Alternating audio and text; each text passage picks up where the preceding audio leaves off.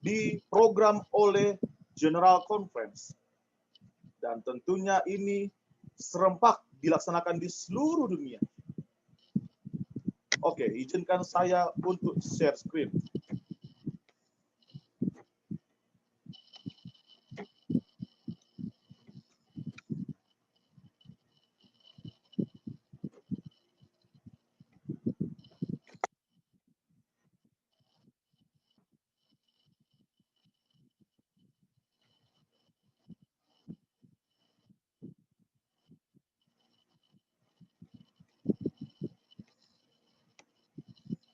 Apakah sudah?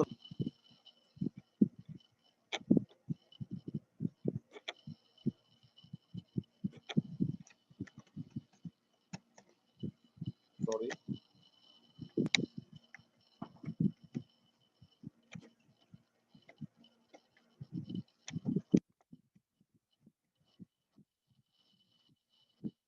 Oke, baik. Kabaran kita pada malam hari ini, maksud saya adalah tema kita satu minggu lebihnya ataupun 10 hari ini adalah seeking revival. Mencari sebuah kebenaran. Yaitu melalui kebangunan. Luar biasa. Kebangunan, revival. Dan kita, puji Tuhan, sudah hampir setahun kita beribadah gabungan antara jemaat Prisma dan jemaat Sungai Bambu. Suatu sukacita yang luar biasa, boleh saksikan bagaimana kita boleh bersama-sama oleh karena pandemi ini, dan kita telah lalui ibadah bersama, ibadah raya hampir dari seluruh daerah dan conference di seluruh Indonesia ini. Dan di awal tahun ini tentunya kita yakin dan percaya ada janji Tuhan yang pasti terhadap kita. Amin. Dan kita mengadakan gabungan selama 10 hari ini, yaitu Seeking Revival. Dan judul pada malam hari ini, yaitu pemberian Yesus yang paling berharga. Dengan ini mari kita kembali berdoa. Bapa kami yang di sorga, kami mengucap syukur Tuhan, oleh karena Tuhan telah berikan kepada kami kesempatan pada malam hari ini. Kami boleh bertemu walau hanya melalui virtual Zoom. Namun kami yakin dan percaya Tuhan akan mempersatukan kami melalui ibadah online. Kami serahkan doa ini di dalam nama Tuhan Yesus. Amin. Pemberian Yesus yang paling berharga. Pernahkah kita bayangkan ketika kita berulang tahun, ada orang yang ingin memberikan sebuah gift ataupun hadiah terhadap kita. Saya pernah membuat suatu video di YouTube channel saya, bagaimana luar biasanya berkat hadiah yang diberikan Tuhan kepada kita. The greatest gift. Dan di situ saya bahas mengenai pengampunan yang sejati dari Tuhan. Namun pada malam hari ini, kita bukan berbicara mengenai pengampunan Tuhan yang begitu besar terhadap kita. Namun kita akan belajar bagaimana hadiah Tuhan, hadiah Yesus Kristus diberikan kepada kita melalui, mari kita mendengarkannya. Kita lihat, ini adalah sebuah foto menggambarkan tangan Tuhan memberikan sebuah kotak kecil berwarna merah yang dibungkus dengan rapi. Jika kita melihat sebuah kotak yang dibungkus rapi, maka kita akan berpikir, apa ini isinya? Mungkinkah ini jam tangan? Mungkinkah ini ikat pinggang bagi pria? Kita akan penasaran. Namun bagaimana bila mana Tuhan memberikan sebuah prize, gift terhadap kita?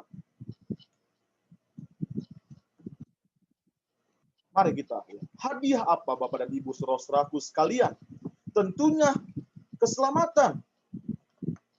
How atau bagaimana mendapatkan keselamatan itu? Melalui apa? Tentunya kita sudah ketahui sebagai umat-umat Tuhan. Melalui iman dan perbuatan. Dalam hal apa? Tentunya pelajaran kita pada malam hari ini. penyerahan, dan doa yang bersungguh-sungguh. Bapak dan Ibu, saudara-saudaraku sekalian dimanapun Anda berada,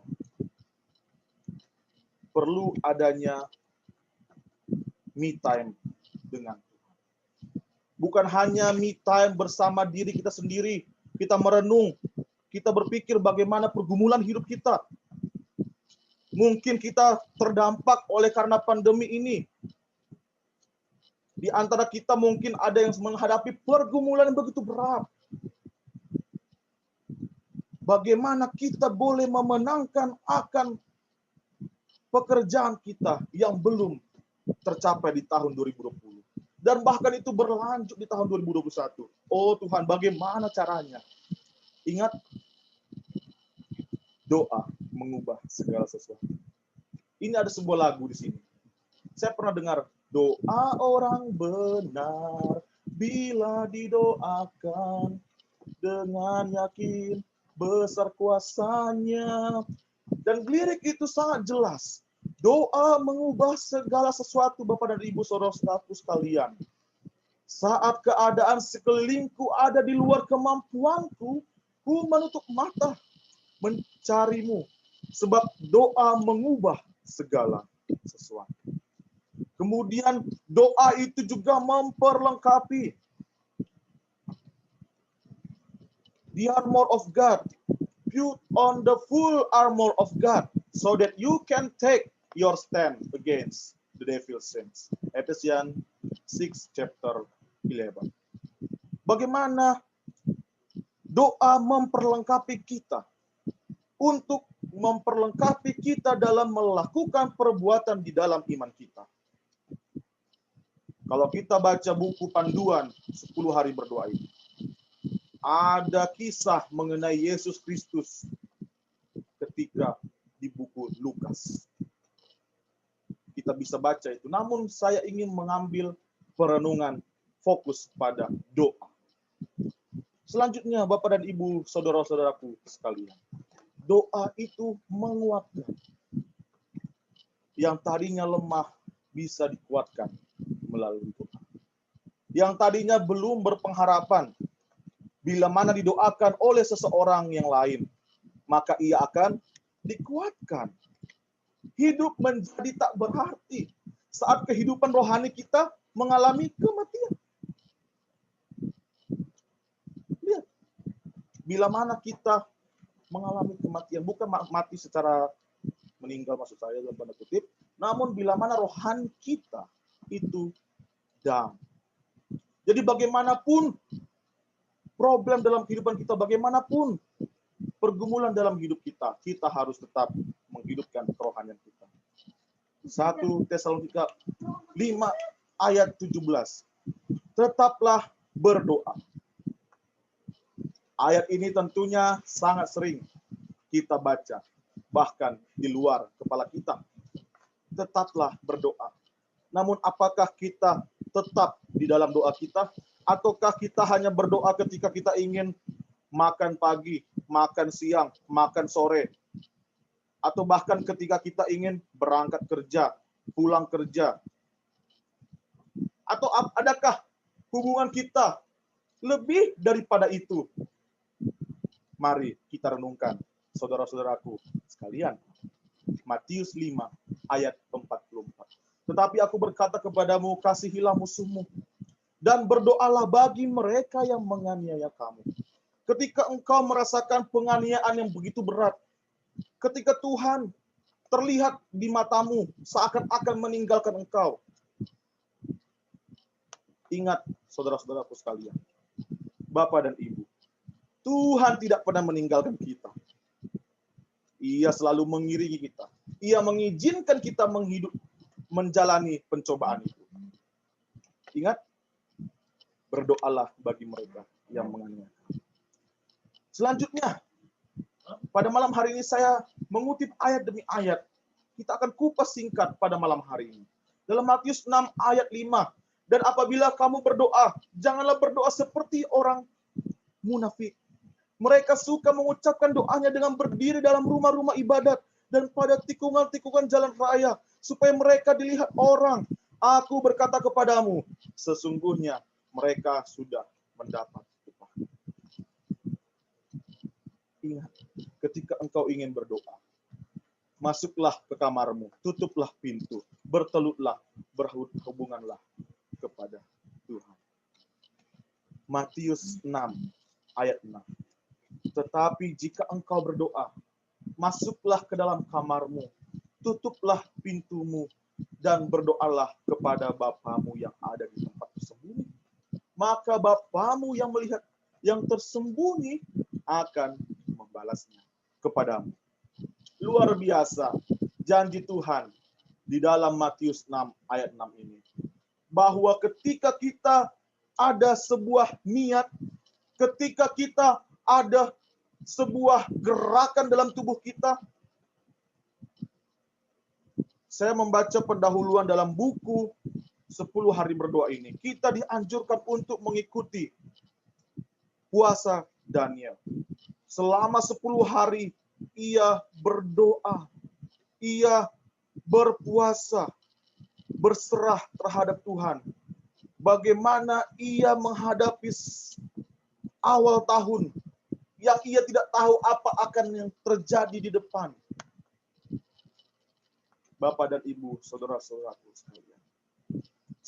Saya tidak memaksa untuk kita berpuasa 10 hari tentunya. Namun inilah anjuran daripada gereja kita. Bila mana kita ingin menjalankan.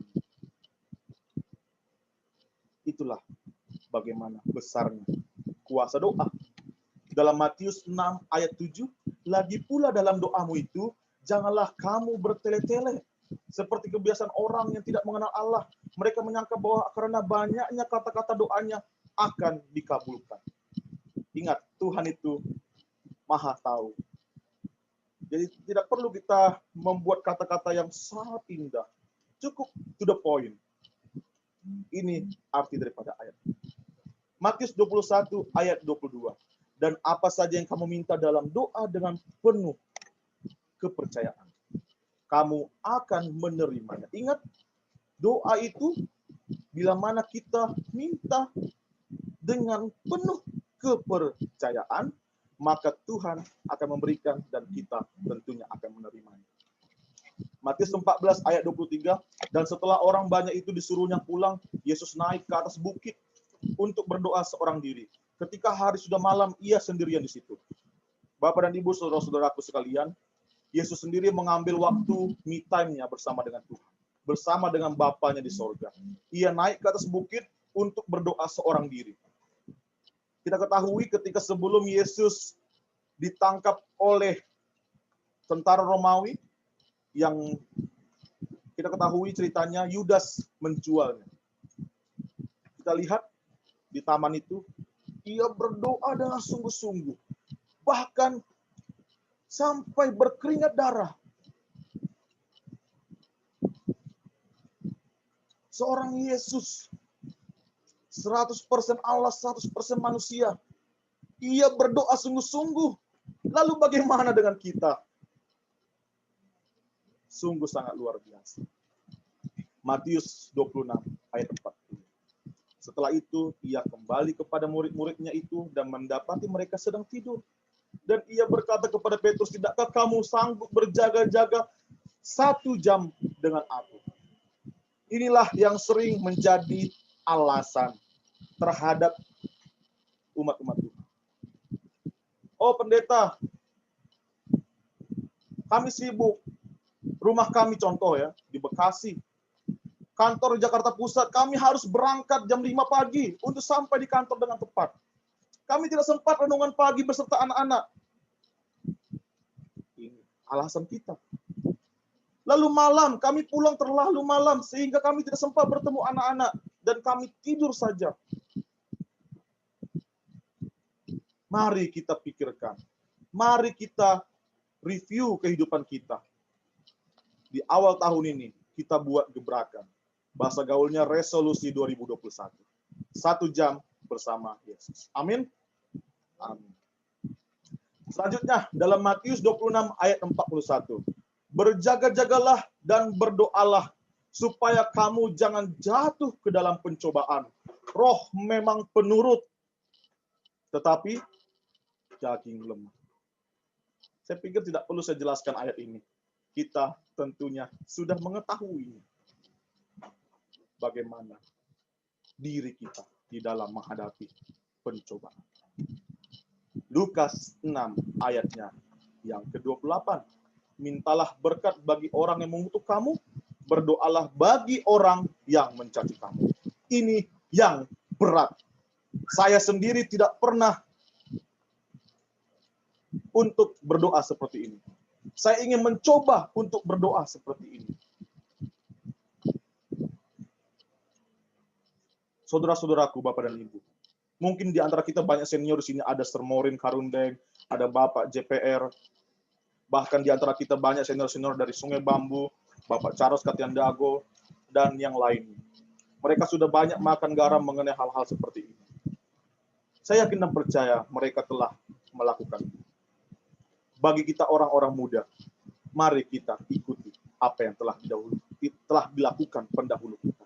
Mintalah berkat bagi orang yang mengutuk kamu, berdoalah bagi orang yang mencaci kamu. Niscaya Tuhan akan uji kita di dalam kehidupan kita. Selanjutnya dalam buku Kisah Para Rasul 12 ayat yang kelima. Demikianlah Petrus ditahan di dalam penjara, tetapi jemaat dengan tekun mendoakannya kepada Allah. Bagaimana dengan kita di zaman ini, seandainya saya ditahan di penjara? Lalu apa yang kita lakukan? Mari kita pikirkan, Bapak dan Ibu Saudara. Ini Petrus ditahan, tetapi jemaat dengan tekun berdoa rumah ke rumah, sehingga mukjizat boleh terjadi. Luar biasa. Dalam Ulangan 9 ayat 15 sampai ke 29. Mari kita buka Alkitab kita. Ulangan 9.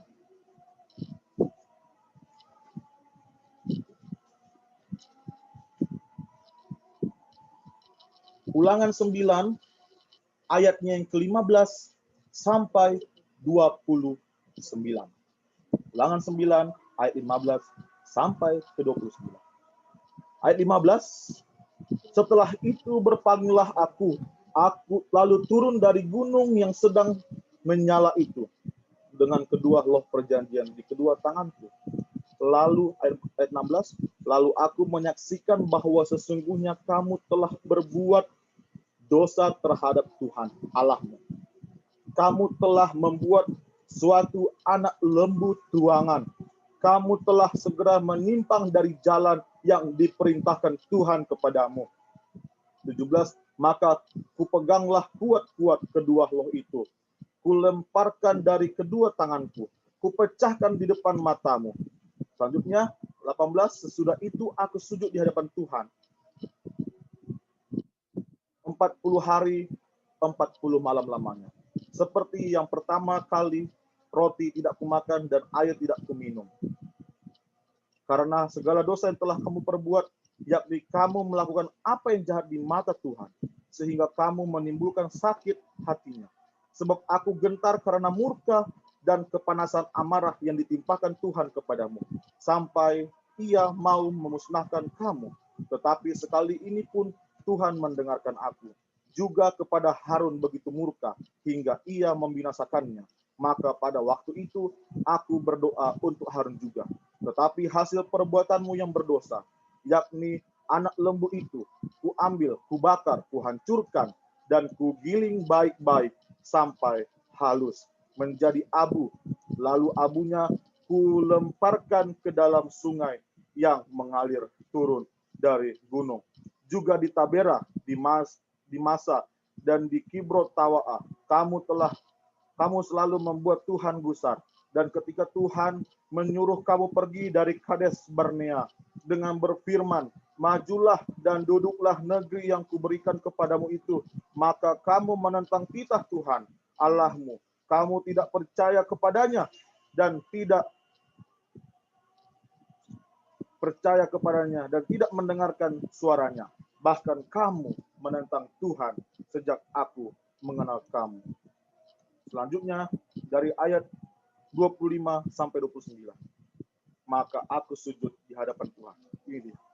40 hari 40 malam lamanya aku sujud. Karena Tuhan telah berfirman, aku memusnahkan kamu dan aku berdosa kepada Tuhan. Kataku, ya Tuhan Allah, janganlah musnahkan umat milikmu sendiri. Yang kau tebus dengan kebesaranmu dan yang kau bawa keluar dari Mesir dengan yang kuat. Ingatlah kepada hamba-hambamu, kepada Abraham, Ishak, dan Yakub. Janganlah perhatikan ketegaran bangsa ini ataupun kefasikan dan dosanya. Supaya negeri dari mana engkau membawa kami keluar dari mana engkau membawa kami keluar. Jangan berkata, sebab Tuhan tidak dapat membawa mereka masuk ke negeri yang dijanjikannya kepada mereka. Dan sebab bencinya kepada mereka, maka ia membawa mereka keluar untuk membunuh mereka di padang gurun. Ayat terakhir. 29. Bukankah mereka itu umat milikmu sendiri yang kau bawa keluar dengan kekuatanmu yang besar dan dengan lenganmu yang teracung? Ketika saya membaca Kisah Ulangan 9 ayat 15-29, saya meneteskan air mata. Seorang Musa mempertaruhkan jabatannya sebagai nabi yang membawa bangsa Israel keluar dari tanah Mesir kepada tanah Kanaan. Dan waktu itu masih melaksanakan prosesnya. Namun apa yang terjadi? Kekecewaan besar. Bahkan kalau kita lihat dalam pelajaran ini, Tuhan kecewa terhadap bangsa. Namun ingat, Musa pasang badan di depan. Ia menyatakan bahwa seluruh umat Tuhan adalah biji mata Tuhan. Seluruhnya adalah anak-anak Tuhan. Walaupun terkadang sikap karakter kita yang seringkali jauh dari seperti yang Tuhan harapkan. Maka dari itu, marilah kita kembali kepada jalur yang sesungguhnya. Jalan keselamatan.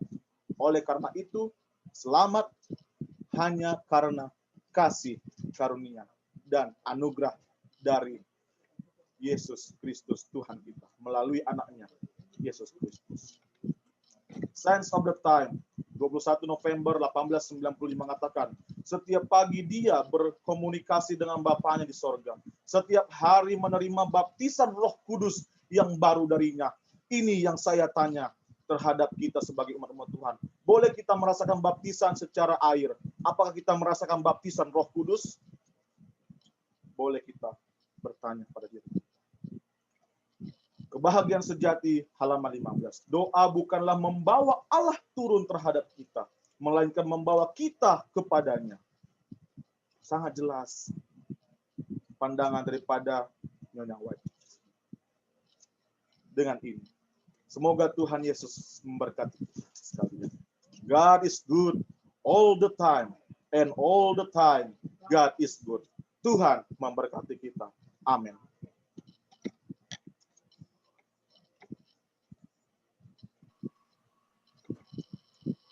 Amin. Terima kasih Pendeta Joshua Simbolak atas firman yang sudah disampaikan. Kiranya Tuhan senantiasa memberkati dalam pelayanan.